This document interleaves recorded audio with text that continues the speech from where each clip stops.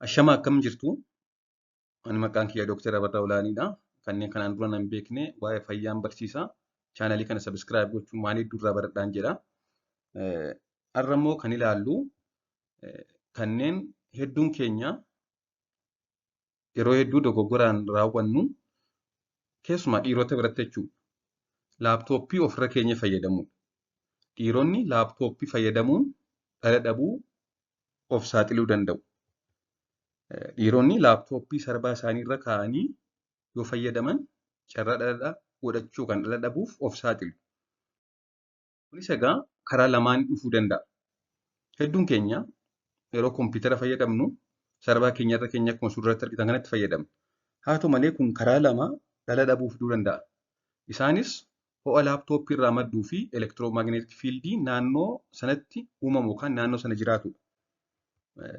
Lamaan isaaniiyyuu jechuunis ho'i laaptooppii irraa madduu fi elektiroomagneetik fiildiin naannoo sanatti uumamu hangi sanyii dhiiraa micireen oomishtuu ni hir'isa. Akkasumas kanneen oomishaman illee akka kwaalitiin isaanii gaarii hin taane taasisa. Hanga ispeermii testisiin oomishtu ni hir'isa. Akkasumas isumti isheen oomishte illee kwaalitii kan hin qabne ta'a jechuudha. Noormaalii kan micireen yookaan cidhaan jechuudha. Kan cidhaan dhiiraa qaamaa alatti argamu dalagaa ishee yookaan sanyii dhiiraa oomishuuf hangi ho'inaa naannoo ishee qaama keenya irraa sentigireedii 1-2 gadi ta'uu qaba.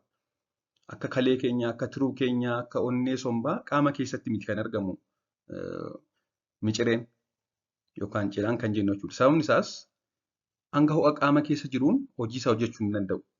Kanaaf qaamarraa bakkeetti bahee jira.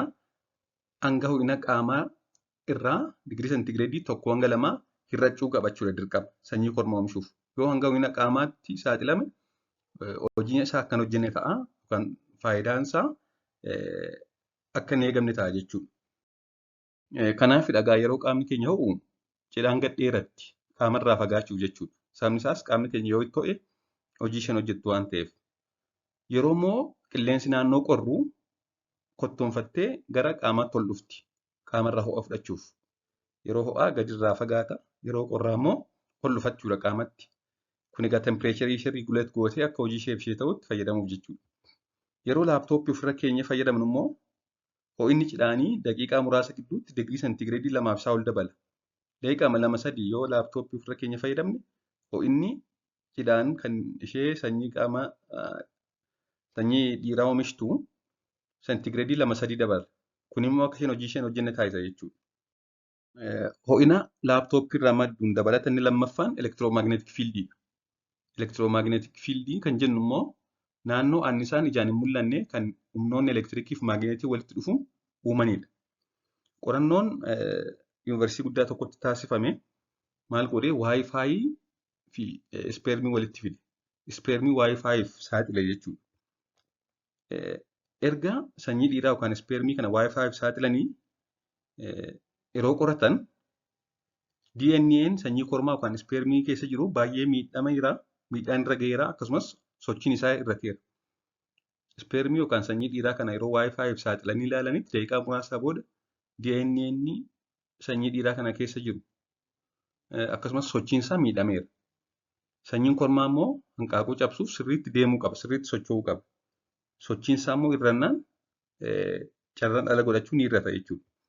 Kana malees hormoonotaa fi inzaayimoota inni qabu ni miidha. Yeroo seeliin walirraa adda ba'u yookaan waliru rakkoo irraan ga'a. Genetic mutation during cell division kan jennu.